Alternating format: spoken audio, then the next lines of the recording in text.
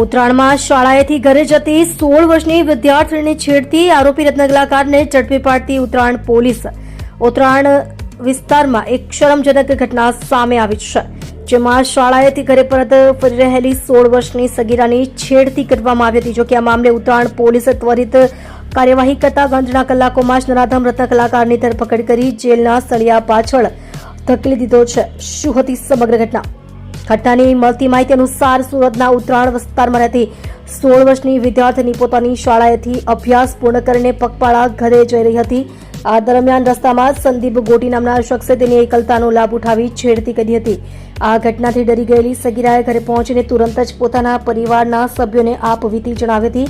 પોલીસની મેરેથોન તપાસ અને ધરપકડ દીકરી સાથે બનેલી ઘટનાની ગંભીરતા સમજી માતાએ તાત્કાલિક ઉત્તરાયણ પોલીસ સ્ટેશનમાં ફરિયાદ નોંધાવી હતી. પોલીસે આ મામલે ગંભીરતા દાખવી આરોપી સંદીપ ગોટી સામે પોક્સો એક્ટ હેઠળ ગુનો દાખલ કર્યો હતો. આરોપીને ઝડપી લેવા માટે પોલીસે અલગ અલગ ટીમો બનાવી હતી.